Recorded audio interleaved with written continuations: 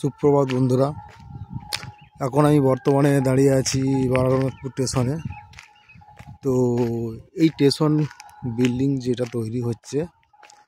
তৈরি হতে সামান্য একদিনের বৃষ্টিতে স্টেশনের যে অ্যাকচুয়ালি যে শেড আছে, শেডের পাশে কিছুটা কীভাবে বসে গেছে, মানে ধসে গেছে, সেটা আপনাদেরকে আমি দেখাবো। তো এটা একটা মাটিতে প্রচণ্ড পরিমাণে জল জমা পড়েতে মাটিটা বসে গিয়ে এটা ধসে গেছে। সেই জায়গাটাকে আমি নিয়ে যেয়ে আপনাদেরকে আমি দেখাবো। ওই যে দেখা যাচ্ছে ওই স্টেশন বিল্ডিংয়ে এই ধারগুলো ঠিক জায়গাটায় আমাদের এর আগেও একবার ধসেছিল, তখন আবার পুনরায় ভেঙে ওনারা মেরামত করেছিলেন। আবার আমি আজ সকালে দেখছি ওটা ধসে গেছে ওই জায়গাটা। তো সেই জায়গাটায় আপনাদেরকে আমি নিয়ে যাচ্ছি এবং দেখাবো কিভাবে ধসে গেছে। দেখুন, একটু বৃষ্টি হতেই মাটি বসে যেয়ে কেমন এগুলো সব দাঁড়ানো ছিল, এগুলো সব ভেঙে পড়ে গেছে। কালকে আবার এই খুঁটিগুলো অর্থাৎ লাইট পোস্টগুলোকে আবার বস করিয়েছে নতুন করে।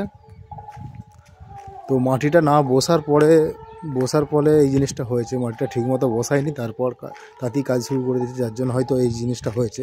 সেটা রেলের যা ইঞ্জিনিয়ার আছে তারা বুঝবেন আরও ভালোভাবে ডিটেলস। আপনাদেরকে সেই জায়গাটা দেখাবো। এই দেখুন সেই জায়গা, 1 নম্বর প্ল্যাটফর্মের পর 2 নম্বর প্ল্যাটফর্মের এই জায়গাটা কেমন ধসে গেছে।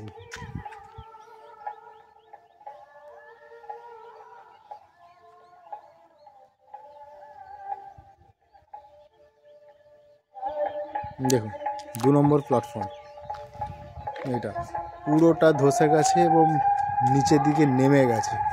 ওখানেতে মাটি ঠিকঠাক বসেনি হয়তো, যার জন্য এটা নেমে গেছে। তো আবার মেরামতির কাজ শুরু হয়েছে। ওই যে ভেঙেছে টালিগুলো যেগুলো আছে ওগুলোকে তুলেছে। আবার এইটাকে হয়তো ভেঙে নতুনভাবে আবার তৈরি হবে। এই দেখুন বন্ধুরা,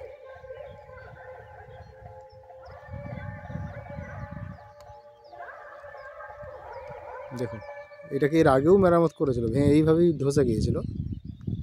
তো এখন আবার ধসে গেছে, হয়তো আরও অন্যান্য জায়গাগুলো আরও ধসতে পারে। যত বৃষ্টি হবে তত ধসবে।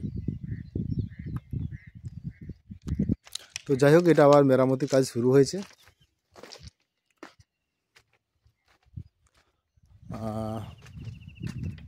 আশা করি এরপরে রেল ইঞ্জিনিয়াররা অন্যভাবে কিছু ভাববে এবং যাতে আরও দৃঢ় মজবুত হয় সেই চেষ্টা করবে।